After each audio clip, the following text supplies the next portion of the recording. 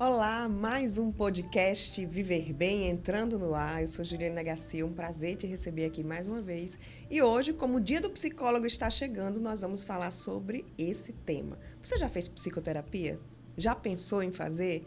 Vamos conversar sobre isso. Se você tem dúvida sobre esse tema, fica com a gente, porque a gente está recebendo duas psicólogas muito capacitadas, experientes e que vão nos ajudar a entender todo esse processo que faz muito bem, não só para a mente, mas faz para o corpo e faz para a vida como um todo. Seja bem-vinda, Cristine Campos, Ana Cláudia Meira Lima, sejam bem-vindas, um prazer receber vocês aqui. Muito obrigada, Juliana, é um prazer estar aqui com vocês mais uma vez, estar aqui à companhia da minha companheira, colega, né? Trabalhamos juntos há tantos anos.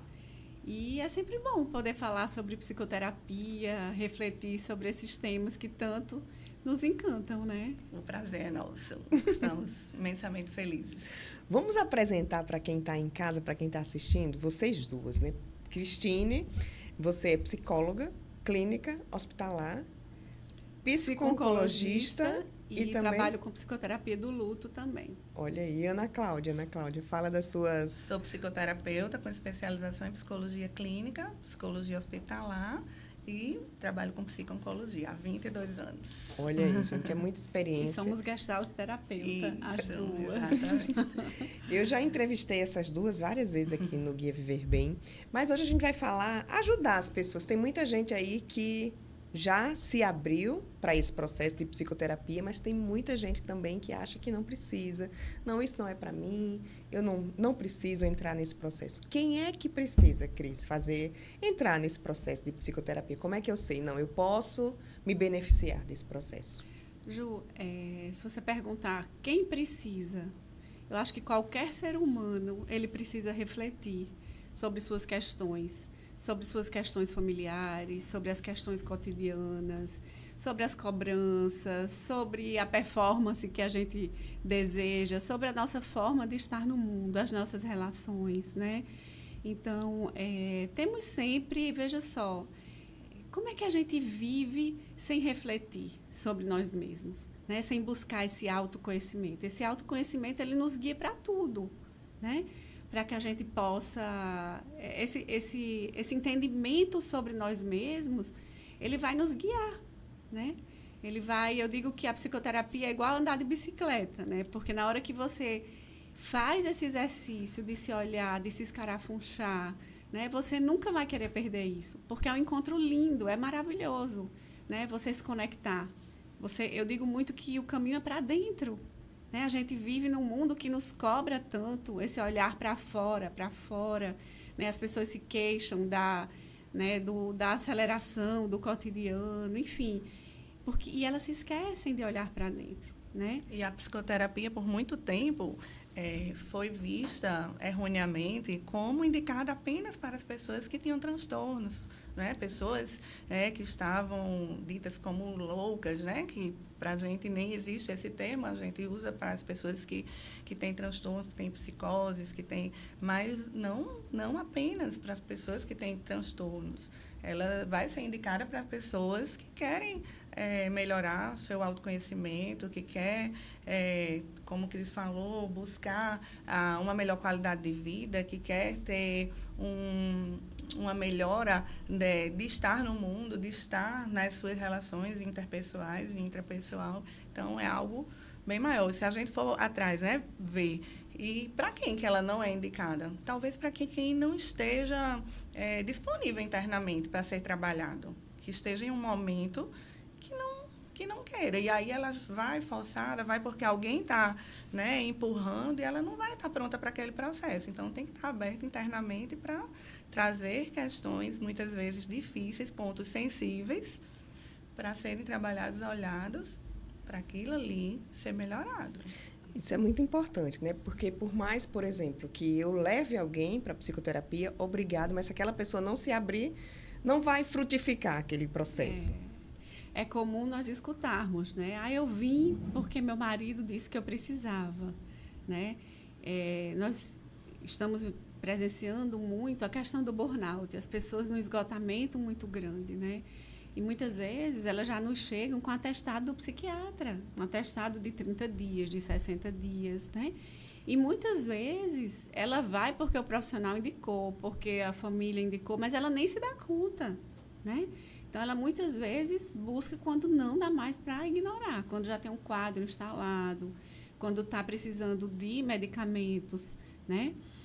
Então, a gente precisa realmente desmistificar isso, né? Que as pessoas possam entender que é um espaço onde elas podem obter ajuda, né? Onde elas vão se conectar com elas mesmas, que é um processo muito bonito de transformação, de conexão. E essa indicação, como a Cristine falou, é bem válida, né? Não é porque, eu não me dei conta que eu preciso. É sempre bom ouvir do outro, ter uma rede de apoio que possa sinalizar quando a própria pessoa não está conseguindo ver, visualizar. E aí, essa pessoa, ela vai, e muitas vezes, ela se encontra. Eu nunca pensei, né? Eu nunca pensei. Eu já tive pacientes que, quando acabou a sessão, clientes dizem, eu nunca pensei que sairia daqui tão aliviado, foi tão bom. Eu nunca pensei em ter um espaço para me olhar, né? Para falar de mim mesmo. Ninguém me escutou desta forma, sem julgamento. Então, isso é importante. Mas vai ter aquela pessoa que vai chegar e vai... Não, eu não quero isso, precisa ser respeitado. Mas nem por isso a gente precisa deixar de indicar. A gente vai indicar e a pessoa vai ver se está disponível, se quer ir, né? Se está disponível para trabalhar internamente. Eu digo sempre, não se feche, se permita, né? Melhor você se arrepender de algo que você foi lá, que você conheceu, do que ficar naquela dúvida. E se eu tivesse ido? Como é que a gente começa? Quem nunca foi? Como é que é esse início desse processo? É importante que você busque informações de um profissional, né? De um profissional capacitado, de um psicólogo, né? De uma pessoa formada em psicologia, porque hoje tem pessoas que se dizem terapeutas, psicoterapeutas, né? Que não tem a formação, né? Em psicologia, não é habilitado pelo Conselho de Psicologia. Enfim, exatamente. Então, a gente precisa ter cuidado, né? Onde é que eu estou indo? Para que profissional eu estou indo? Então, eu acho que antes de qualquer coisa, é muito importante que você se sinta à vontade. A questão da empatia, né? Sempre que eu faço um encaminhamento, né, as pessoas dizem, eu queria uma indicação de um psicólogo, Cristine, você pode me encaminhar?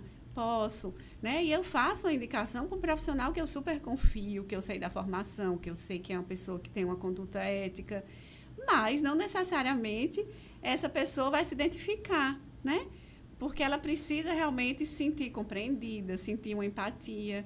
E aí, ok, se não deu certo com aquele profissional, procura outro, como em tudo, em todas as áreas. Acho que as coisas funcionam mais ou menos assim, né? E na psicologia não é diferente. Principalmente na psicologia, a gente tem que ter realmente essa sensação de acolhimento, né?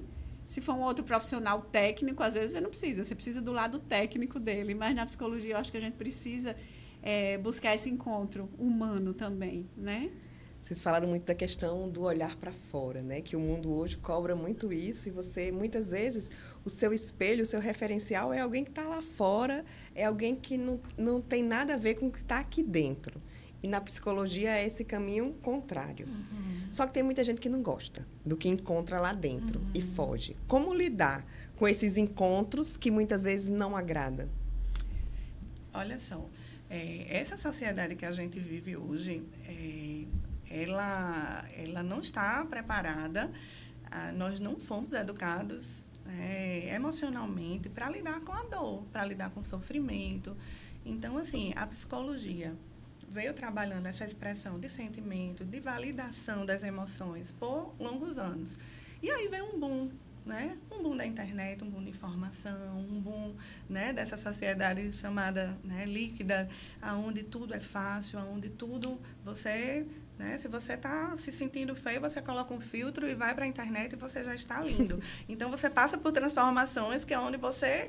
Quando a gente vai ver, assistir um vídeo, você corta um cabelo, mas você não aparece nem mais cortando. Coloca a mão e já aparece toda linda e maravilhosa. Tudo muito rápido. Tudo rápido. E aí, com as emoções, a sociedade foi acompanhando isso. Então, as pessoas têm que estar produzindo, têm que estar felizes, elas têm que estar bem, com todas a potência do ser humano. E não há espaço para que essas pessoas sofram, chorem, se fragilizem e sejam acolhidas. Então, diante das dores, elas são chamadas para o ofício, né, de uma forma rápida, da forma com a velocidade que as informações e que a gente vê as mudanças na mídia. Então, esse convite da psicoterapia para que você olhe para si, pare, olhe para as suas dores. Muitas vezes, olhar para o lado seu também menos favorecido, né? Reconhecer as pedras do seu caminho. Isso é doloroso e muitas vezes esse caminho de olhar para dentro ele é um processo que não é rápido, que não é instantâneo, porque não é da ordem do racional apenas. A gente vai mexer com a emoção, a gente vai mexer com o sentimento.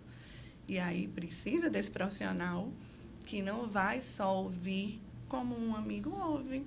A gente vai ouvir, a nossa escuta é uma escuta qualificada, é uma escuta ativa, com intervenções, né, assertivas, de acordo com o que a gente vai fazendo, pontes com o que aquela pessoa está trazendo, os padrões que ela repete ao longo da vida. Então, é algo muito maior do que apenas uma escuta qualquer. Ana Cláudia, e assim, é muito desafiador olhar para as fragilidades, né? Porque eu digo muito assim, quem é que é forte? É quem lida bem com as fragilidades, né? É importante que haja essa compreensão, né, do que eu preciso realmente olhar.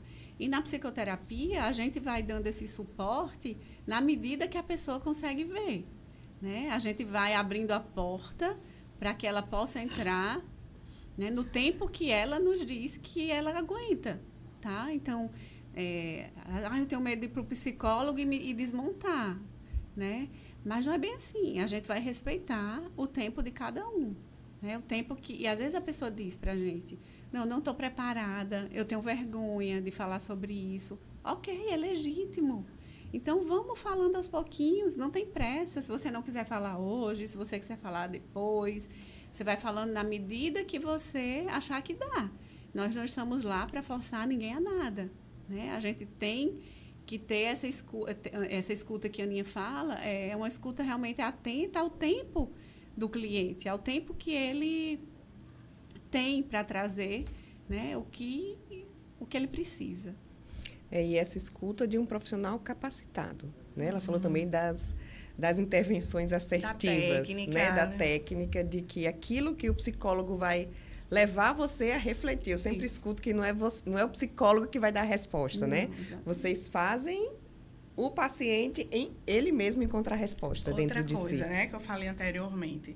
Muitas vezes o paciente sai aliviado. Como foi bom, não sabia. E muitas vezes o paciente sai, eu saio mexido, eu saio pensativo, eu saio angustiado. E a angústia move o homem.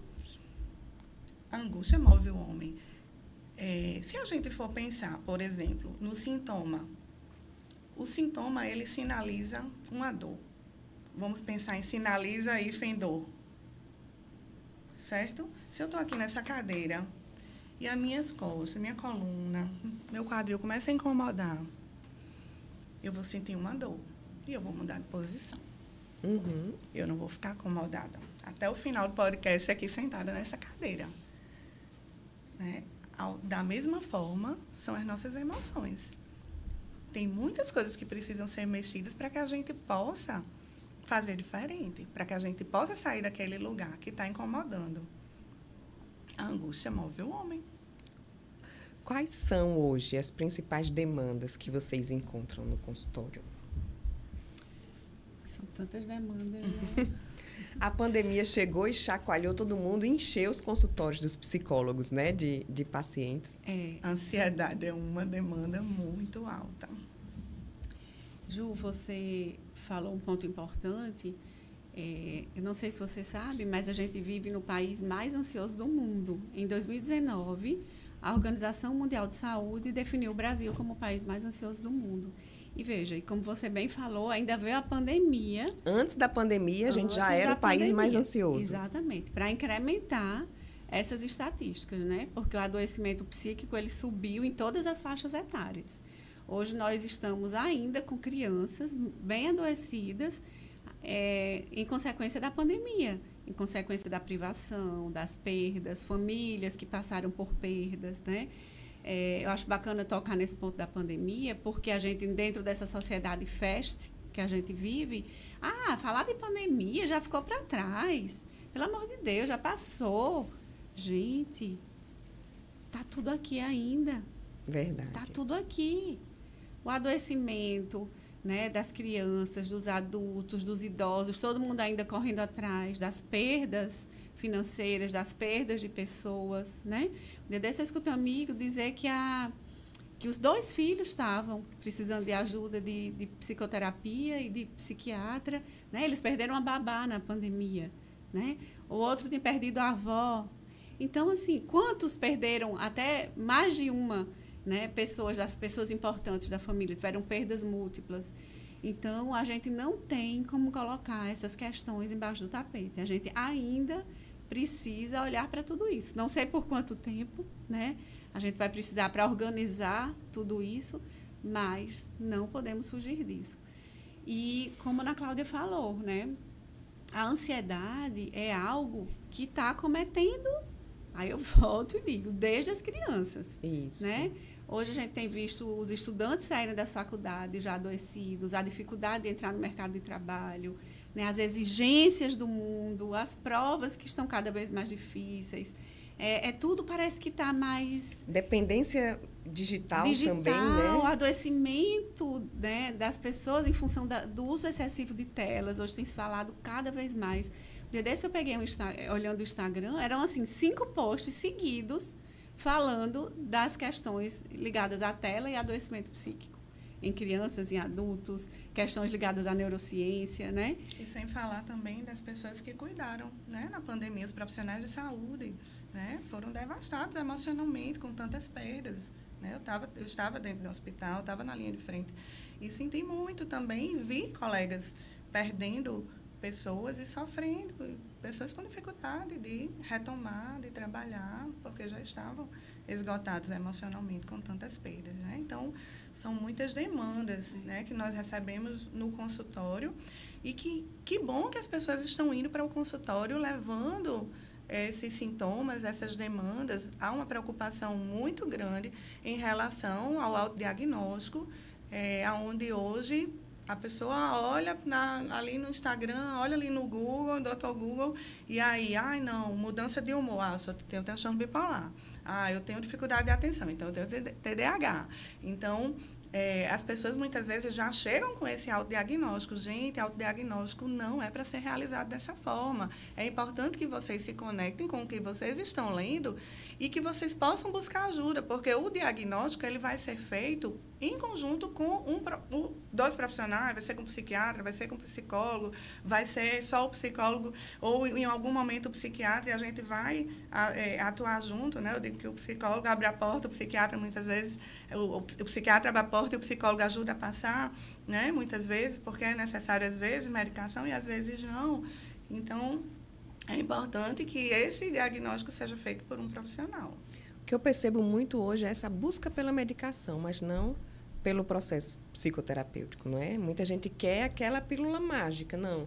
Quero resolver com isso. Estou com depressão, estou com ansiedade, vou tomar aqui o remédio e vai passar. Uhum. Mas se for questões que você precisa ter contato, que você precisa ter acesso, que você precisa trazer isso para a consciência, o remédio não vai resolver. Talvez até ali, naquele momento, mas lá na frente, essas questões irão voltar. Porque, na verdade, a medicação vai ajudar, ela vai ajudar naquele sintoma.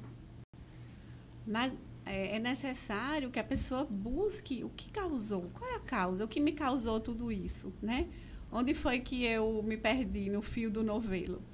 E onde é que eu preciso voltar para eu me reconectar, tá? Mas é o que você fala, dá trabalho. Como a Ana Cláudia bem falou, a psicoterapia, é maravilhoso, eu saí ótima da sessão, saí aliviada. Mas não são todas as sessões que as pessoas saem felizes e aliviadas, né? Porque fazer contato com algumas questões que são difíceis, delicadas e tristes, né? Você vai sair dali muito impactado emocionalmente, mas é necessário para o crescimento, né? Acho que nós que temos crianças, e o que é que a gente diz para eles às vezes? Estou com a dor na perna, é a dor do crescimento, né? E, na verdade, crescer realmente dói, amadurecer dói, né? Quando a gente leva a vida a sério, quando a gente se implica, né? Quando a gente quer, de fato, buscar, eu digo muito assim, de que você esteja conectado e você esteja na sua vida real, porque muitas vezes as pessoas também querem uma vida paralela, tipo assim, algo que não é... assim, que é superficial, quer colocar os problemas embaixo do tapete, né? Então, é mais fácil tomar um remédio que vai me dar uma tranquilidade. Mas será que é isso que eu quero? Eu quero algo efetivo, eu quero algo sólido, eu quero saber que eu construí algo bacana para mim, né? Que aí a medicação, ela vai atender naquele momento, mas daqui a pouco não mais, aí você aumenta a dose. Como é que faz, né? Então, por isso que é sempre bom aliar, né?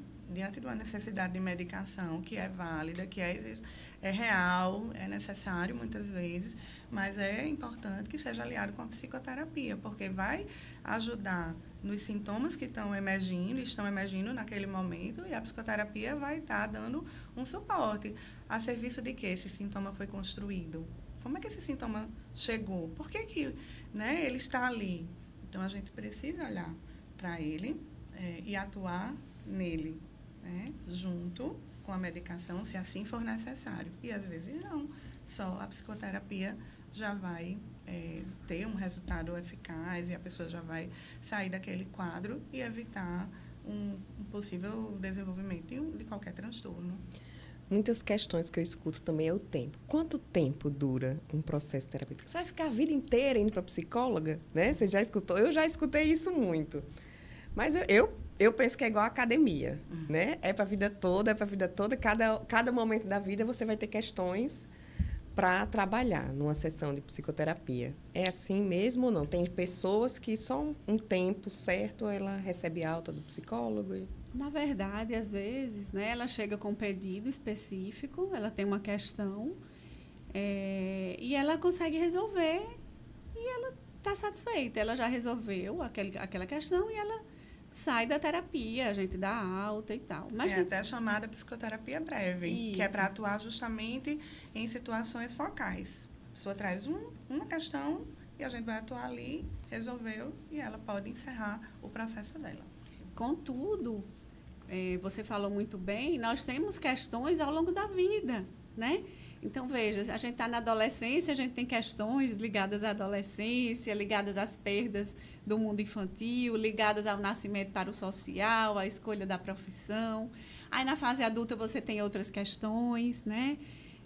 Enfim, são buscas diferentes, a saída dos filhos de casa, né? As pessoas que estão na terceira idade já têm outras questões, às vezes ligadas ao adoecimento, né? Aposentadoria. Então, assim, nós vamos tendo questões, acho que é isso aí mesmo, ao longo da vida, tá? Então, algumas questões a gente precisa de ajuda para olhar, para trabalhar, né? E por que não buscar? E aí, assim, ninguém vai ficar a vida inteira. Ela vai para a psicoterapia, ela vai se fortalecer. E ok, ela sai, como diria Raul, somos essa metamorfose ambulante, né?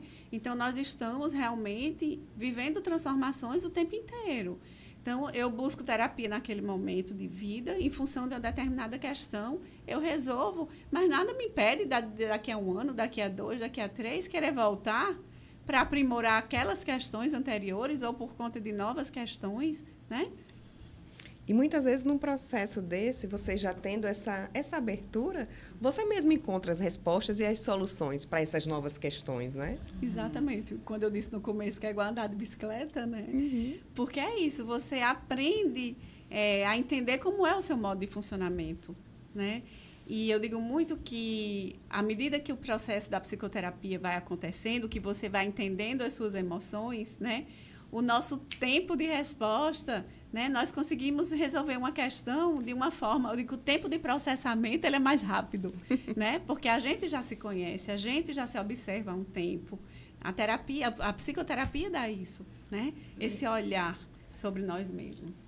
E nós, gestalterapeutas, acreditamos no processo de transformação. Quando o paciente chega, o cliente chega para a terapia, ele está ali precisando desse heterossuporte do outro para trabalhar muitas questões que são difíceis para ele seguir sozinho. O objetivo da terapia é que ele encontre esse autossuporte, a maturação, né, que a gente chama, para que ele consiga andar com suas próprias pernas. Isso não significa dizer que esta pessoa, ela agora é autossuficiente. Não.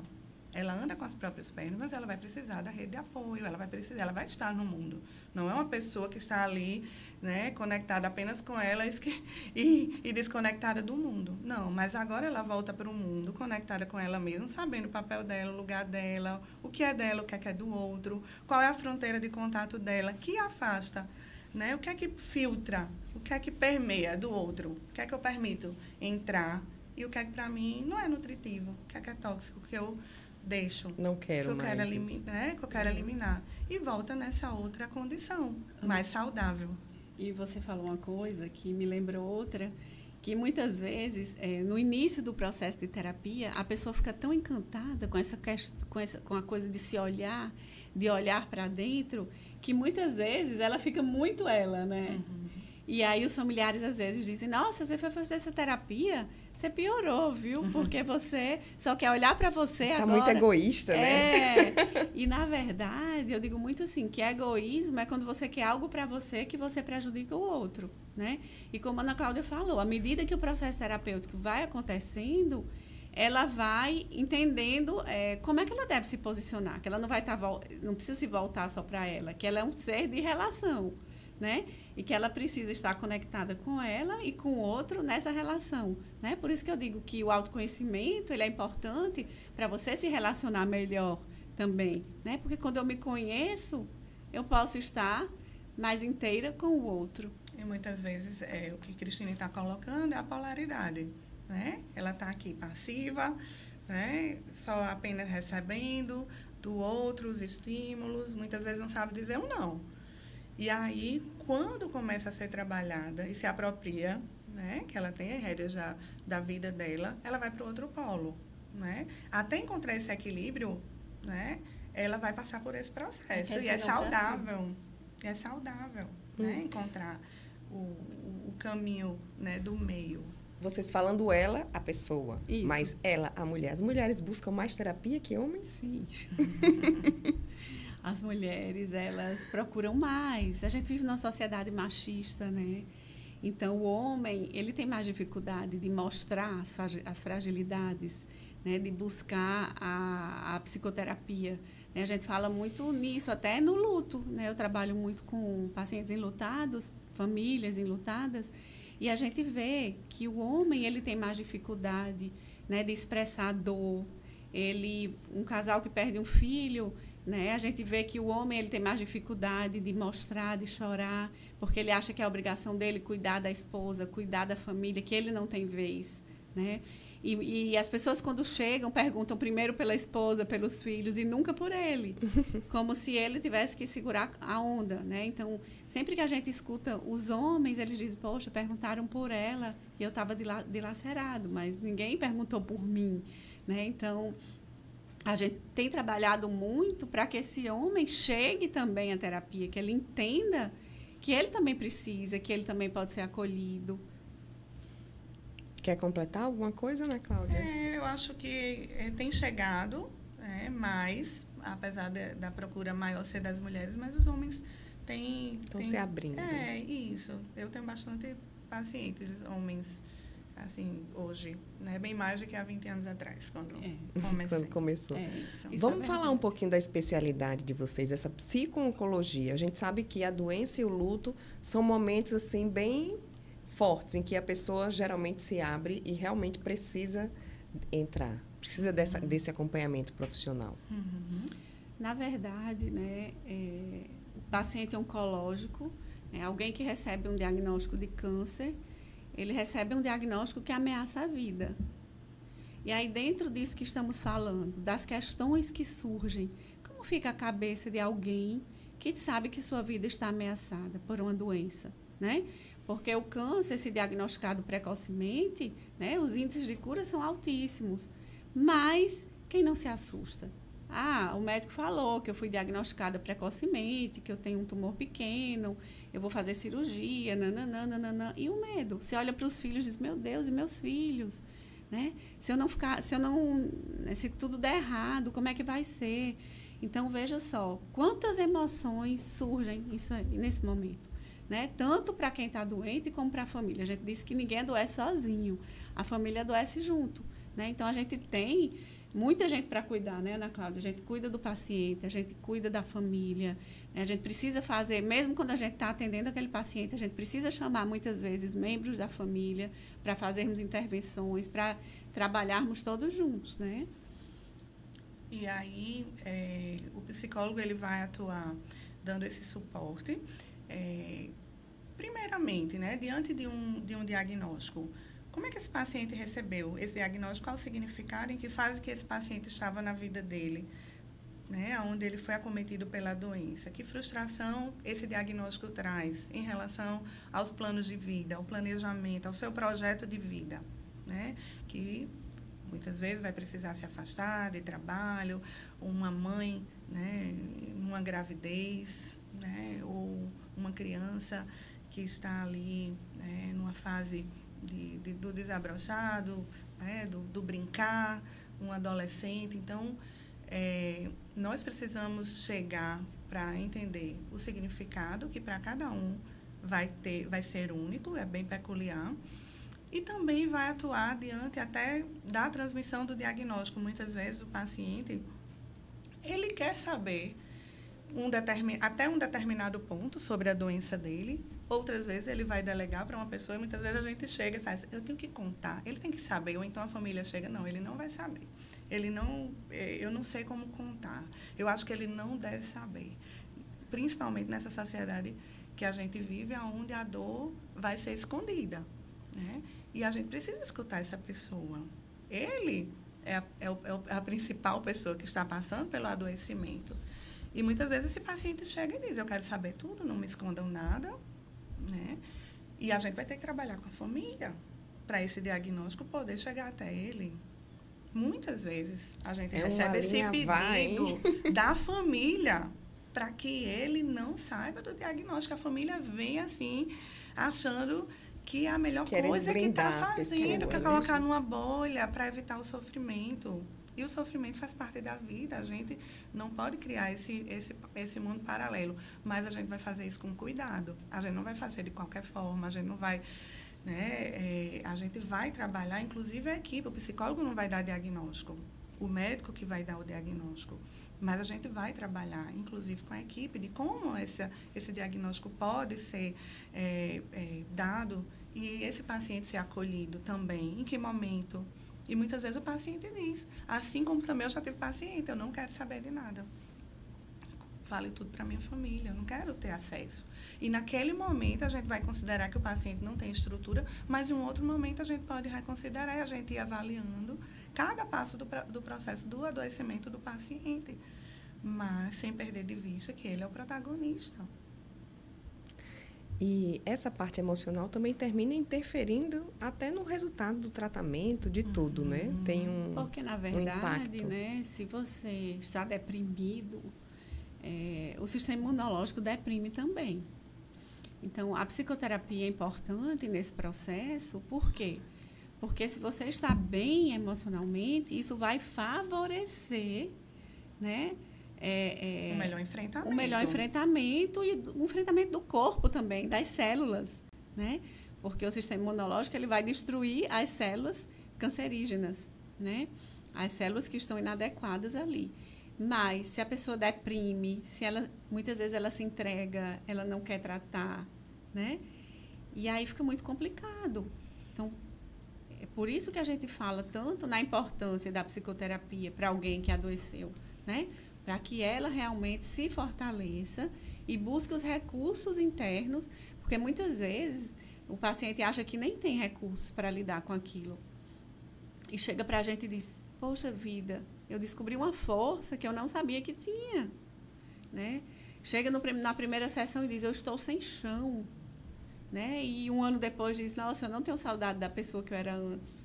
Hoje eu me vejo tão diferente, eu me amo mais desse jeito novo, depois de tantas descobertas que eu fiz.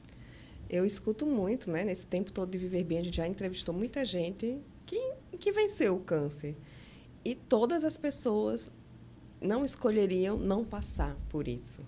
Né? Todas elas relatam. Eu me transformei numa pessoa muito melhor. Né? E continua a mesma pessoa.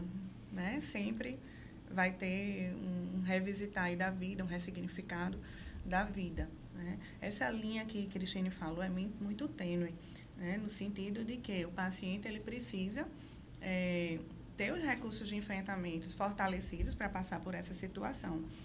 Então, muitas vezes isso é distorcido. Como? O paciente não pode chorar. Não chore, não seja fraco. Você tem que enfrentar. E muitas vezes o paciente ele não tem espaço para chorar. Ele vai chorar no banheiro, ou ele vai chorar com a psicóloga, porque é o único lugar que ele tem para estar expressando a dor daquele momento. É uma dor doída, sentimento se sente, e a gente precisa validar esses sentimentos. Ele precisa ter essa escuta, esse acolhimento. Isso não significa que ele vai estar deprimido.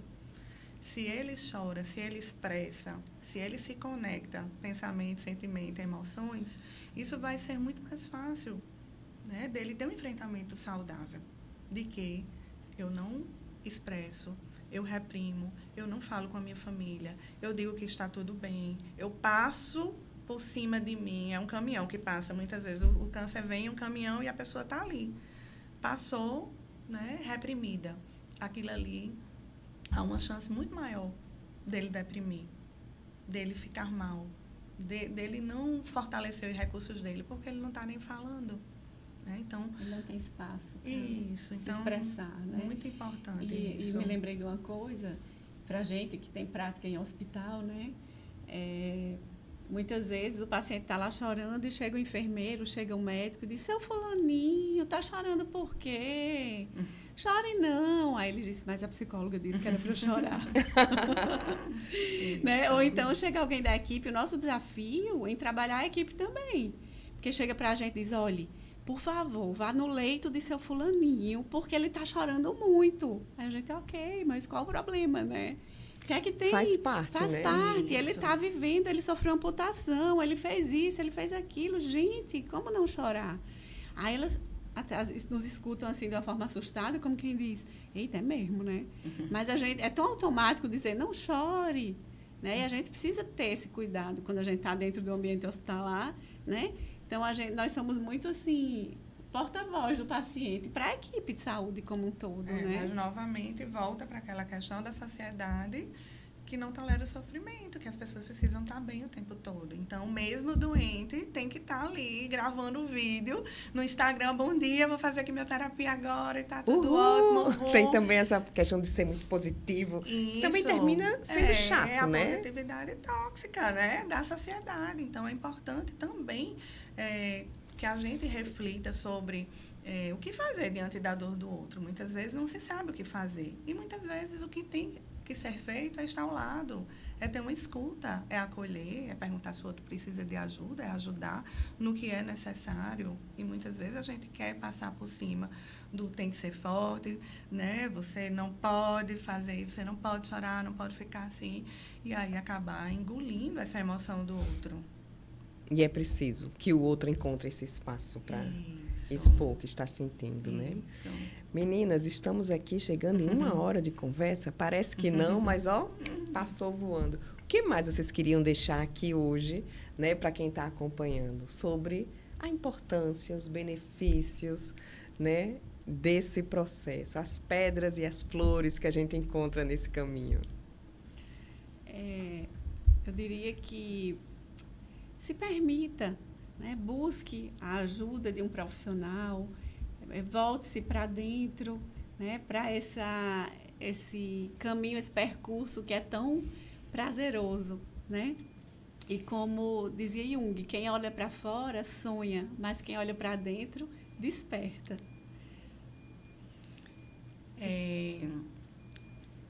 Se hoje ficou, né, uma sementinha plantada, né, do poder, do resgate de si mesmo, isso já é muito, né? A psicoterapia, ela não é a fábrica da alegria, mas é uma devolução, né, da pessoa para si mesma. Então, se ficou essa sementinha, a gente já ganhou o nosso dia do psicólogo. Nos damos por satisfeitos. Esse mês a gente também vai receber outros profissionais do Instituto Pensare.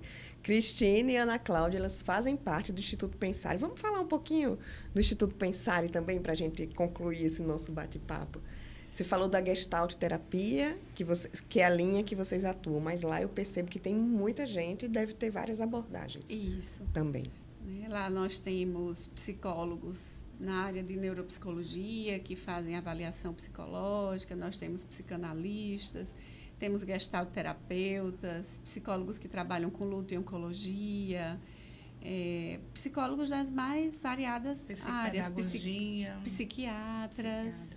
Tá? Então, é uma clínica realmente voltada para essa questão, né, da saúde mental. Estamos há 11 anos juntos, tá? Somos felizes porque, né, temos já esse chão, consolidamos, né, o nosso nome na cidade, né, enfim. O Pensare hoje é uma referência de saúde mental na cidade, né, e temos muito orgulho.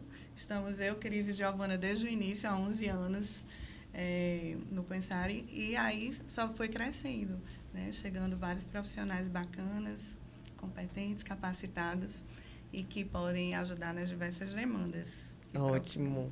Você que está acompanhando, se quer conhecer mais o Instituto Pensare, vai aqui embaixo, que a gente vai deixar o link do Instagram, que aí você clica, já vai lá, já conhece toda a equipe, um conteúdo maravilhoso que vocês produzem também diariamente ali no Instagram. Obrigada. Muito obrigada. Feliz Dia do Psicólogo para vocês duas. Obrigada, Parabéns. Obrigada, foi um prazer. Muito obrigada a você. Compartilha aqui esse podcast com outras pessoas, para que todo mundo tenha consciência da importância de se abrir para esse processo de psicoterapia e aprender a viver bem, aprender a se conhecer, viver mais, viver melhor e, principalmente, como as meninas falaram, aprender a lidar com as suas fragilidades, com as suas dores. Não tem problema nenhum. E quando você aprende a lidar, você fica mais forte. Obrigada e até o próximo podcast.